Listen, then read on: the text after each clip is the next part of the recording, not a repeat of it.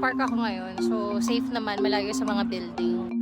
Current situation in Central World. Yung mga tao. Wala namang aftershock. Ang problema lang, hindi ko alam kung paano ako uuwi. Sarado ang MRT, BTS. So, baka mag-bus ako. Pero hindi ko alam kung paano. Sana hindi ganun kadami tao. Kasi dami tao talaga. Anyway, yan. Dami tao. Okay, so, update. Dahil hindi ko talaga alam kung paano ako sasakay. Lalakarin ko na lang. According to Google Map, 2 hours daw yung lakaran. So, alay, lakad tayo, mami. Lalakad tayo, no? Dito tayo. Hindi ko naman din naman to. Charot to for reference. Ganyan ka-traffic right now. Tapos ang hirap makabook ng Grab. So, maglalakad na lang ako.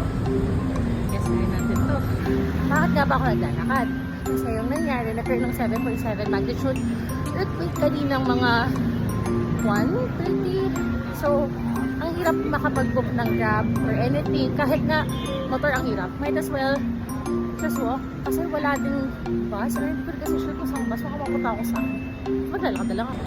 Sa 130. What's good? Kay Bangkok. Meron siyang mga walkways like this. From what I know, hindi lahat ng areas may ganito. More of kung may kaakibat na malls. Pero may mga ganitong walkways na taas from the actual streets. Kasi minsan meron sa streets na hindi siya walkable. So, ito yung walkable spaces na lang. So, nag-iba na yung itsura ng walkway. Pero still a walkway. And ang dami tao. Well, hindi sila allowed to be go inside. Pero dito sa taas, wala masyadong tao. Kasi lahat nila baba.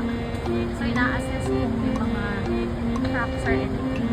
Kasi medyo malakas kasi. Hindi siya medyo malakas pala na siya. Kasi 7.7.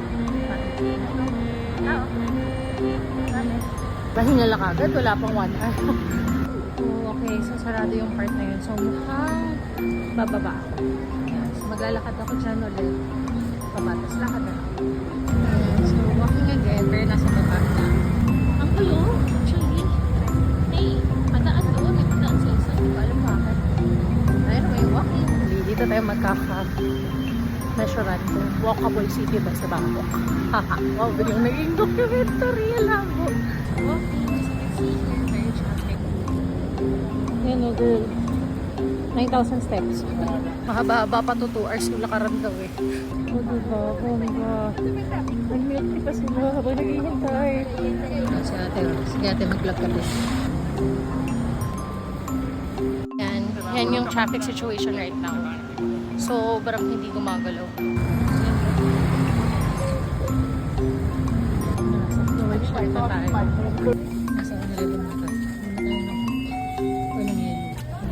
Pause muna tayo sa 7-Eleven ako. So, ginawa ko, bumili ako neto. Tapos, punta ko. Cheers.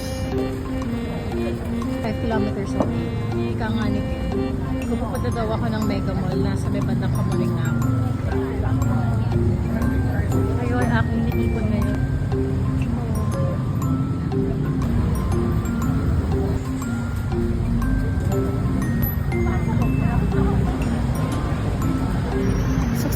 Steps na ako. May 1 hour pa bago ko mag-shoot. May kilometers na gusto. Yung pa ako mag-disintegrate na. Ayan, ito lang pa. Hindi mo na, hindi ko nakain na. Nakain ako na kaya kasi hindi na kaya. Sarap.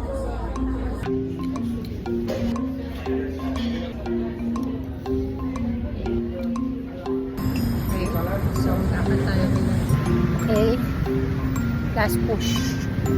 40 minutes, I think. 2 kilometers. Let's go.